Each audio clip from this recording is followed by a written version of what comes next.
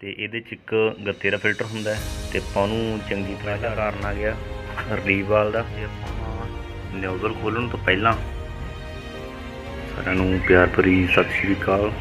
ਤੁਹਾਡੇ ਸਾਰਿਆਂ ਦਾ ਸਵਾਗਤ ਹੈ ਆਪਣੇ ਚੈਨਲ ਫਾਰਮਿੰਗ ਲਾਈਫ ਵਿਦ ਪਿੰਡਾ ਢਿੱਲੋਂ। ਉਮੀਦ ਕਰਦੇ ਹਾਂ ਤੁਸੀਂ ਸਾਰਿਆਂ ਨੇ ਵਧੀਆ ਹੋਵੋਗੇ। ਤੇ ਅੱਜ ਆਪਾਂ ਲੈ ਕੇ ਆਏ ਤੁਹਾਡੇ ਵਾਸਤੇ ਨਵੀਂ ਵੀਡੀਓ। ਵੈਸੇ ਜਾਣਕਾਰੀ ਤਾਂ ਹੈ ਛੋਟੀ ਜਿਹੀ ਇਹ, ਤੇ ਆਪਣਾ ਕਈ ਹਜ਼ਾਰਾਂ ਦਾ ਠੀਕ ਹੈ ਫਾਇਦਾ ਕਰ ਸਕਦੀ ਹੈ। ਤੇ ਜਦੋਂ ਵੀ ਆਪਾਂ ਫੇਸਬੁੱਕ YouTube ਖੋਲ੍ਹਦੇ ਹਾਂ ਤਾਂ ਉੱਥੇ ਜੇ ਟਰੈਕਟਰ ਨਾਲ ਰਿਲੇਟਡ ਵੀਡੀਓ ਹੁੰਦੀਆਂ ਉਹਨਾਂ ਥੱਲੇ ਜ਼ਿਆਦਾਤਰ ਇਹੀ ਕਮੈਂਟ ਆਉਂਦੇ ਆ ਕਿ ਜੀ ਆਪਣੇ ਟਰੈਕਟਰ ਦੀ ਸਾਊਂਡ ਪ੍ਰੋਬਲਮ ਹੈਗੀ ਅਤੇ ਧੂਆਂ ਦੀ ਪ੍ਰੋਬਲਮ ਹੈ ਜੀ। ਬਹੁਤ ਸਾਰੇ ਵੀਰਾਂ ਦੇ ਕਮੈਂਟ ਆਉਂਦੇ ਹੁੰਦੇ ਆ YouTube ਫੇਸਬੁੱਕ 'ਤੇ ਟਰੈਕਟਰ ਰਿਲੇਟਡ ਵੀਡੀਓ ਦੇ ਥੱਲੇ ਕਿ ਜੀ ਬਲੈਕ ਸਮੋਕ ਪ੍ਰੋਬਲਮ ਹੈਗੀ ਹੈ, ਵਾਈਟ ਸਮੋਕ ਪ੍ਰੋਬਲਮ ਹੈ ਅਤੇ ਟਰੈਕਟਰ ਦੀ ਆਵਾਜ਼ ਨਹੀਂ ਪਹਿਲਾਂ ਵਰਗੀ। ਅਤੇ ਇਹਦੇ ਪਿੱਛੇ ਕਈ ਕਾਰਨ ਹੋ ਸਕਦੇ ਆ ਅਤੇ ਅੱਜ ਤੁਹਾਨੂੰ ਦੱਸਾਂਗੇ ਉਹਨਾਂ ਕਾਰਨਾਂ ਬਾਰੇ। ਅਤੇ ਇੱਦਾਂ ਦੀ ਪ੍ਰੋਬਲਮ ਹੀ ਸੀਗੀ ਆਪਣੇ ਟਰੈਕਟਰ ਦੇ ਵਿੱਚ। ਅਤੇ ਜਦੋਂ ਉਹ ਸਟਾਰਟ ਕਰਦੇ ਸੀ ਇਹਨੂੰ ਅਤੇ ਸਲੋ ਰੇਸ 'ਤੇ ਇਹ ਵੀ 724 ਵਰਗੀ ਆਵਾਜ਼ ਬਣਾਉਂਦਾ ਸੀਗਾ। ਅਤੇ ਕਈ ਮਿਸਤਰੀਆਂ ਤੋਂ ਪਤਾ ਲੈਤਾ ਅਤੇ ਹਰੇਕ ਦੀ ਇੱਕੋ ਰਾਏ ਸੀ ਵੀ ਪੰਪ ਖੋਲ੍ਹਣਾ ਪਊ, ਪੰਪ ਖੋਲ੍ਹਣਾ ਪਊਗਾ। ਅਤੇ ਜਾਂ ਸਾਡੇ ਕੋਲ ਲੈ ਕੇ ਆਈ, ਕਿਸੇ ਨੇ ਤਾਂ ਕੋਈ ਹੱਲ ਨਹੀਂ ਦੱਸਿਆ। ਜਿਹਦਾ ਹੱਲ ਕੱਢਿਆ ਆਪਾਂ ਆਪ ਹੀ ਘਰੇ। ਅਤੇ ਕਿਉਂਕਿ ਜੇ ਆਪਾਂ ਕੁਝ ਕਰਾਂਗੇ ਫਿਰ ਹੀ ਆਪਾਂ ਨੂੰ ਸਮੱਸਿਆ ਦਾ ਹੱਲ ਲੱਭੂਗਾ, ਠੀਕ ਹੈ। ਅਤੇ ਆਪਾਂ ਵੀ ਆਪਣਾ ਵੀਰ ਹੈਗਾ ਡੀ ਇਨਫੋਟੇਨਮੈਂਟ ਚੈਨਲ ਵਾਲਾ, ਅਤੇ ਆਪਾਂ ਵੀ ਉਹਦੀ ਵੀਡੀਓ ਦੇਖ ਕੇ ਠੀਕ ਹੈ ਪੰਗਾ ਲੈਤਾ ਸੀਗਾ।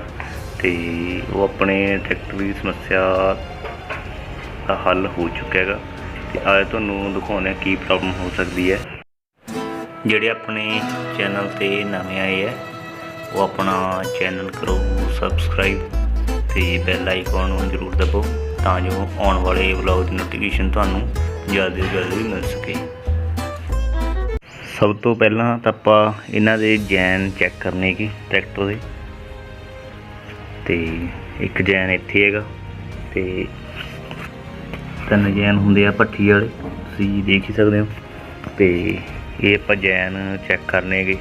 ਜੇਕਰ ਆਪਣੇ ਚੈਨ ਸਹੀ ਹੈ ਤਾਂ ਉਦੋਂ ਬਾਅਦ ਤੋਂ ਆਪਾਂ ਰਿਲੀਵ ਵਾਲ ਚੈੱਕ ਕਰਨਾ ਹੈਗਾ। ਇਹਨੂੰ ਖੋਲ੍ਹ ਕੇ ਅਤੇ ਇਹਦਾ ਦੂਜਾ ਸਿਰ ਆਪਣੇ ਮੂੰਹ 'ਚ ਲੈ ਕੇ ਅਤੇ ਆਪਦੇ ਮੂੰਹ ਵੱਲ ਹਵਾ ਖਿੱਚਣੀ ਹੈ। ਜੇਕਰ ਆਪਣੀ ਜੀਭ ਇਹ ਵਾਪਸ ਖਿੱਚਦਾ ਤਾਂ ਸਹੀ ਹੈ, ਜੇਕਰ ਜੀਭ ਆਪਣੀ ਨਹੀਂ ਖਿੱਚਦਾ ਤਾਂ ਇਹ ਆਪਾਂ ਨੂੰ ਰਿਲੀਵ ਵਾਲ ਬਦਲਣਾ ਪਊਗਾ। ਅਤੇ ਇਹ 2 ਕਾਰਨ ਹੈਗੇ ਆਪਣੇ ਟਰੈਕਟਰ ਦੇ ਸਾਊਂਡ ਦੀ ਪ੍ਰੋਬਲਮ ਦੇ ਮੇਨ, ਜੋ ਕਿ ਨੋਰਮਲੀ ਹੈ। ਅਤੇ ਉਸ ਤੋਂ ਬਾਅਦ ਆ ਜਾਂਦੀਆਂ ਆਪਣੀਆਂ ਟੈਪਟਾਂ। ਅਤੇ ਆਪਾਂ 3 ਸਿਲੰਡਰ ਦੀਆਂ ਟੈਪਟਾਂ ਚੈੱਕ ਕਰਵਾਉਣੀਆਂ ਹੈਗੀਆਂ। ਅਤੇ ਜੇਕਰ ਆਪਣੀਆਂ ਟੈਪਟਾਂ ਵੀ ਸਹੀ ਹੈ ਠੀਕ ਹੈ, ਉਦੋਂ ਬਾਅਦ 'ਚੋਂ ਆਪਣੀ ਪ੍ਰੋਬਲਮ ਰਹਿ ਜਾਂਦੀ ਹੈਗੀ ਨਿਊਜ਼ਲਾਂ ਦੇ ਵਿੱਚ। 3 ਕਾਰਨ ਆਪਾਂ ਦੱਸਦੇ ਹੈ। ਅਤੇ ਚੌਥਾ ਕਾਰਨ ਰਹਿ ਗਿਆ ਆਪਣੀਆਂ ਪੰਪ ਦੇ ਵਿੱਚ। ਅਤੇ ਆਪਾਂ ਪਲੇਟ ਦੇ ਨਟ ਖੋਲ੍ਹਣੇ LG ਨਾਲ, ਅਤੇ ਆਪਾਂ ਤਿੰਨੋਂ ਪਲੰਜਰਾਂ ਦੇ ਸਪਰਿੰਗ ਚੈੱਕ ਕਰਨੇ ਆ। ਕਈ ਵਾਰੀ ਸਪਰਿੰਗ ਟੁੱਟਿਆ ਹੁੰਦਾ ਹੈਗਾ, ਉਦੋਂ ਵੀ ਟਰੈਕਟਰ ਦੇ ਸਾਊਂਡ 'ਚ ਠੀਕ ਹੈ ਦਿੱਕਤ ਆਉਣ ਲੱਗ ਜਾਂਦੀ ਹੈਗੀ। ਅਤੇ ਕਿਉਂਕਿ ਸਪਰਿੰਗ ਟੁੱਟੇ ਹੋਣ ਕਾਰਨ ਠੀਕ ਹੈ ਸਹੀ ਆਪਣਾ ਤੇਲ ਨਹੀਂ ਭੇਜ ਸਕਦਾ ਨਿਊਜ਼ਲਾਂ ਵੱਲ, ਅਤੇ ਜਿਹਦੇ ਕਾਰਨ ਆਪਣੇ ਟਰੈਕਟਰ ਦੇ ਸਾਊਂਡ ਦੇ ਵਿੱਚ ਪ੍ਰੋਬਲਮ ਆ ਜਾਂਦੀ ਹੈਗੀ।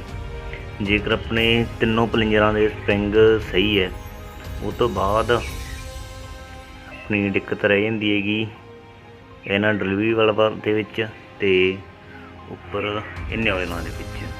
ਅਤੇ ਇਹਨਾਂ ਵਾਸਤੇ ਤੁਹਾਨੂੰ ਦੱਸਦੇ ਹਾਂ, ਸਭ ਤੋਂ ਪਹਿਲਾਂ ਤਾਂ ਆਪਾਂ ਟਰੈਕਟਰ ਨੂੰ ਕਰਨਾ ਸਟਾਰਟ ਕਰਕੇ ਅਤੇ ਉਹਦੀ ਸ਼ੋਅ ਚੁੱਕ ਲੈਣੀ ਹੈ।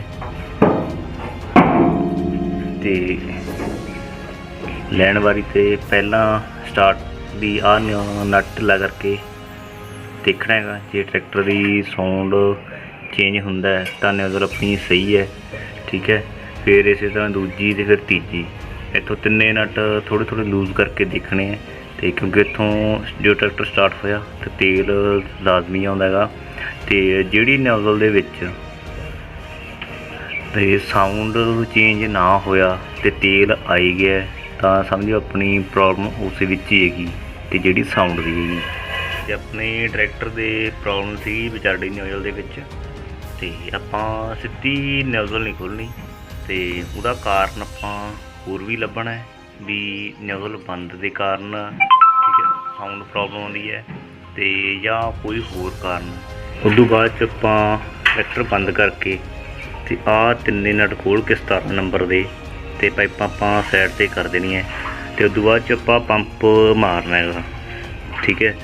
ਤੇ ਜੋ ਟਰੈਕਟਰ ਬੰਦ ਹੋਇਆ ਇੱਥੋਂ ਆਪਾਂ ਪੰਪ ਮਾਰਾਂਗੇ ਜਿਹੜੇ ਵੀ ਪਲੰਜਰ ਦੇ ਵਿੱਚ ਤੇਲ ਆਇਆ ਆਪਣਾ, ਠੀਕ ਹੈ। ਤੇ ਉਹ ਉਸ ਵਿੱਚ ਹੀ ਦਿੱਕਤ ਹੈਗੀ, ਠੀਕ ਹੈ। ਉਹ ਦਿੱਕਤ ਹੋ ਸਕਦੀ ਹੈ ਆਪਣੇ ਡਿਲੀਵਰੀ ਵਾਲਵ ਦੇ ਵਿੱਚ। ਵੈਸੇ ਮਿਸਤਰੀ ਮੰਨਦੇ ਨਹੀਂ ਹੁੰਦੇ ਕਿ ਡਿਲੀਵਰੀ ਵਾਲਵ ਕੋਈ ਕੰਮ ਕਰਨਾ ਬੰਦ ਨਹੀਂ ਕਰਦਾ। ਇਹ ਤਾਂ ਕਹਿੰਦੇ ਕੁਛ ਵੀ ਹੋ ਜਾਏਗਾ, ਡਿਲੀਵਰੀ ਵਾਲਵ ਨਹੀਂ ਬੰਦ ਹੁੰਦਾ। ਤੇ 100 ਦੇ ਵਿੱਚੋਂ ਕੀ ਕਹਿਣਾ 10% ਦੇ ਵਿੱਚ ਦਿੱਕਤ ਇਹ ਆ ਜਾਂਦੀ ਹੈ। ਤੇ ਇਹ ਦਿੱਕਤ ਸੀਗੀ ਆਪਣੇ ਟਰੈਕਟਰ ਦੇ ਵਿੱਚ। ਆਹ ਡਿਲੀਵਰੀ ਵਾਲਵ ਆਪਾਂ ਕੱਢਿਆ ਆਪਣੇ ਟਰੈਕਟਰ ਦੇ ਵਿੱਚੋਂ ਤੇ ਇਹ 'ਤੇ ਤੁਸੀਂ ਦੇਖ ਸਕਦੇ ਹੋ ਗੁਹਾਟੀ ਡੀਜ਼ਲ ਰਾਮਪੁਰਾ ਫੂਲ। ਆਪਾਂ ਇਹਨਾਂ ਤੋਂ ਪੰਪ ਕਰਵਾਇਆ ਸੀਗਾ ਤੇ 11ਵਾਂ ਮਹੀਨਾ ਸੀ ਤੇ 2019 ਬਕਾਇਦਾ ਉੱਪਰ ਡੇਟ ਵੀ ਲਿਖੀ ਹੈ।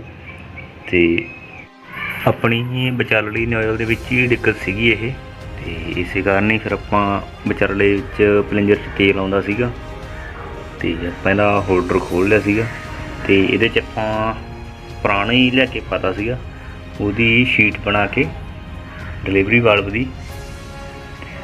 ਉਹਦੇ ਬਾਅਦ ਆਪਾਂ ਇਹ ਪਾਤਾ ਸੀਗਾ ਤੇ ਹੋਲਡਰ ਚੰਗੀ ਤਰ੍ਹਾਂ ਕੱਸਤਾ ਸੀਗਾ ਤੇ ਪੰਪ ਮਾਰ ਕੇ ਆਪਾਂ ਦੇਖੀ ਗਈ ਸੀ ਉਹਨਾਂ ਟਾਈਮ ਜਿੰਨਾ ਟਾਈਮ ਤੇਲ ਆਉਣੋਂ ਨਹੀਂ ਹਟਿਆ ਤੇ ਉਸ ਹਿਸਾਬ ਨਾਲ ਵੀ ਚੰਗੀ ਤਰ੍ਹਾਂ ਕੱਸਤਾ ਸੀਗਾ। ਉਹਦੇ ਬਾਅਦ ਜਦੋਂ ਇਹ 'ਚੋਂ ਤੇਲ ਆਉਣੋਂ ਹਟ ਗਿਆ ਤਾਂ ਨਿਊਜ਼ਲ ਵਾਲੀਆਂ ਪਾਈਪਾਂ ਹੀ ਕੱਸੀਆਂ ਸੀਗੀਆਂ ਤੇ ਉਹਦੇ ਬਾਅਦ ਜੇ ਆਪਾਂ ਟਰੈਕਟਰ ਸਟਾਰਟ ਕੀਤਾ ਤਾਂ ਟਰੈਕਟਰ ਦਾ ਸਾਊਂਡ ਬਿਲਕੁਲ ਹੀ ਚੇਂਜ ਹੋ ਗਿਆ ਸੀਗਾ ਤੇ ਜਮਾਂ ਸਾਈਲੈਂਟ ਚੱਲਣ ਲੱਗ ਗਿਆ ਟਰੈਕਟਰ। ਤੇ ਪਹਿਲਾਂ ਫੜ ਦੀ ਆਵਾਜ਼ ਕਰਦਾ ਸੀਗਾ ਤੇ ਇੱਕ ਕਾਰਨ ਆਪਣੇ ਟਰੈਕਟਰ ਦਾ ਇਹ ਵੀ ਹੋ ਸਕਦਾ ਹੈਗਾ, ਠੀਕ ਹੈ। ਜੇਕਰ ਆਪਣੇ ਟਰੈਕਟਰ ਦੇ ਵਿੱਚ ਕੋਈ ਵੀ ਪੰਪ ਰਿਲੇਟਡ ਦਿੱਕਤ ਆਉਂਦੀ ਹੈ ਤੇ ਮਿਸਤਰੀ ਆਪਾਂ ਨੂੰ ਕਹਿੰਦਾ ਕਿ ਪੰਪ ਕਰਵਾਉਣਾ ਪਊਗਾ, ਉਹਦੇ ਲਈ ਬਸ ਆਪਾਂ ਨੂੰ ਥੋੜ੍ਹੀ ਖਿਚਲਾ ਕਰਨੀ ਪਊਗੀ ਤੇ ਜਿਹਦੇ ਨਾਲ ਆਪਾਂ ਨੂੰ ਪਤਾ ਲੱਗ ਗਿਆ ਆਪਣੇ ਟਰੈਕਟਰ ਦਾ ਪੰਪ ਕਰਵਾਉਣ ਵਾਲਾ ਹੈ ਜਾਂ ਨਹੀਂ। ਉਹਦੇ ਲਈ ਸਾਰਿਆਂ ਤੋਂ ਪਹਿਲਾਂ ਆਪਾਂ ਨੂੰ ਕੀ ਕਰਨਾ ਹੈ, ਜਿਹੜੀ ਮੇਨ ਸਪਲਾਈ ਜਾਂਦੀ ਹੈ ਡੀਜ਼ਲ ਦੀ ਪੰਪ ਦੇ ਵਿੱਚ, ਉਹਦੇ ਥੱਲੇ ਇੱਕ ਨਟ ਹੁੰਦਾ, ਇਹਨੂੰ 17 ਨੰਬਰ ਦੀ ਚਾਬੀ ਲੱਗਦੀ ਹੈ। ਇਹ ਦੇਖਣ 'ਚ ਆਪਾਂ ਨੂੰ ਨਟ ਲੱਗਦਾ ਹੈ, ਵੈਸੇ ਹੁੰਦਾ ਇਹ ਕੈਪ ਹੀ ਇੱਕ ਤਰ੍ਹਾਂ ਦਾ। ਤੇ ਜਦੋਂ ਆਪਾਂ ਇਹਨੂੰ ਖੋਲਾਂਗੇ ਤੇ ਇਹਦੇ 'ਚੋਂ ਚੋਕ ਬਾਹਰ ਨੂੰ ਆਉਂਦੀ ਹੈ ਇੱਕ। ਤੇ ਜੇਕਰ ਆਪਣਾ ਟਰੈਕਟਰ ਰਾਊਂਡ ਲੈ ਕੇ ਸਟਾਰਟ ਹੁੰਦਾ ਤਾਂ ਆਪਾਂ ਇਹਨੂੰ ਖੋਲ੍ਹ ਕੇ ਕੈਪ ਖੋਲ੍ਹ ਕੇ ਆਪਾਂ ਟਰੈਕਟਰ ਸਟਾਰਟ ਕਰਨਾ ਤਾਂ ਆਪਣਾ ਟਰੈਕਟਰ ਪਹਿਲੇ ਸੈਲਫ ਸਟਾਰਟ ਹੋਊਗਾ। ਤੇ ਉਹ ਚੋਕ ਨੂੰ ਜੇਕਰ ਆਪਾਂ ਅੰਦਰ ਨੂੰ ਧੱਕ ਕੇ ਟਰੈਕਟਰ ਸੈਲਫ ਮਾਰਾਂਗੇ, ਟਰੈਕਟਰ ਰਾਊਂਡ ਲੈ ਕੇ ਸਟਾਰਟ ਹੁੰਦਾ ਤਾਂ ਆਪਣਾ ਪੰਪ ਬਿਲਕੁਲ ਖ਼ਤਮ ਹੈਗਾ। ਤੇ ਇੰਨੀ ਖਿਚਲਾ ਜ਼ਰੂਰ ਕਰ ਲਓ। ਤੇ ਬਾਕੀ ਗੱਲ ਆ ਗਈ ਧੂਏ ਦੀ, ਤੇ ਕਈ ਟਰੈਕਟਰਾਂ 'ਚ ਧੂਏ ਦੀ ਥੋੜ੍ਹੀ ਜ਼ਿਆਦਾ ਪ੍ਰੋਬਲਮ ਹੁੰਦੀ ਹੈ ਤੇ ਇਹਦੇ ਵੀ ਇੱਕ ਦੋ ਕਾਰਨ ਹੈਗੇ ਆ ਜਿਨ੍ਹਾਂ 'ਤੇ ਆਪਾਂ ਗੌਰ ਨਹੀਂ ਕਰਦੇ ਤੇ ਅੱਜ ਉਹ ਵੀ ਤੁਹਾਡੇ ਨਾਲ ਸਾਂਝੇ ਕਰਦੇ ਹੈਗੇ। ਸਭ ਤੋਂ ਪਹਿਲਾਂ ਤਾਂ ਆਪਾਂ ਏਅਰ ਕਲੀਨਰ ਖੋਲ੍ਹਣਾ ਹੈਗਾ ਤੇ ਇਹਦੇ 'ਚ ਇੱਕ ਗੱਤੇ ਦਾ ਫਿਲਟਰ ਹੁੰਦਾ ਤੇ ਆਪਾਂ ਉਹਨੂੰ ਚੰਗੀ ਤਰ੍ਹਾਂ ਝਾੜ ਕੇ ਦੇਖਣਾ, ਕਈ ਵਾਰੀ ਉਹ ਬੰਦ ਹੁੰਦਾ ਤੇ ਉਦੋਂ ਬਾਅਦ ਇਹਦੇ ਥੱਲੇ ਹੁੰਦਾ ਲੋਹੇ ਦਾ ਫਿਲਟਰ ਤੇ ਉਹਨੂੰ ਆਪਾਂ ਡੀਜ਼ਲ ਨਾਲ ਚੰਗੀ ਤਰ੍ਹਾਂ ਸਾਫ਼ ਕਰਕੇ ਹਵਾ ਮਾਰਨੀ ਜੀ। ਤੇ ਠੀਕ ਹੈ, ਜੇਕਰ ਇਹ ਦੋਨੇ ਫਿਲਟਰ ਬੰਦ ਹੋਣ ਤਾਂ ਵੀ ਟਰੈਕਟਰ ਦੇ ਵਿੱਚ ਧੂਏ ਦੀ ਪ੍ਰੋਬਲਮ ਆ ਜਾਂਦੀ ਹੈ। ਤੇ ਉਦੋਂ ਥੱਲੇ ਹੈ ਮੇਨ ਕਾਰਨ ਜਿਹਦੇ ਵੱਲ ਆਪਾਂ ਗੌਰ ਘੱਟ ਦਿੰਦੇ ਹਾਂ ਤੇ ਆਹ ਥੱਲੇ ਇਹਦੇ 'ਚ ਮਗਲੈਲ ਹੁੰਦਾ ਹੈਗਾ ਤੇ ਜੇਕਰ ਇਹਦੇ 'ਚ ਜ਼ਿਆਦਾ ਮਗਲੈਲ ਹੋ ਜੇ ਤਾਂ ਵੀ ਹਵਾ ਕਲੀਅਰ ਨਾ ਜਾਵੇ ਇੰਜਨ ਨੂੰ ਤੇ ਉਹਦੇ ਕਾਰਨ ਵੀ ਟਰੈਕਟਰ ਧੂਆਂ ਆਪਣਾ ਮਾਰੂਗਾ ਤੇ ਥੋੜ੍ਹਾ ਜਿਹਾ ਦਬੂਗਾ। ਤੇ ਚੌਥਾ ਕਾਰਨ ਤਾਂ ਤੁਹਾਨੂੰ ਪਤਾ ਹੀ ਹੈ, ਜੇ ਟਰੈਕਟਰ ਮਗਲੈਲ ਚੱਕਦਾ ਹੋਵੇ ਤਾਂ ਵੀ ਧੂਆਂ ਮਾਰੂਗਾ।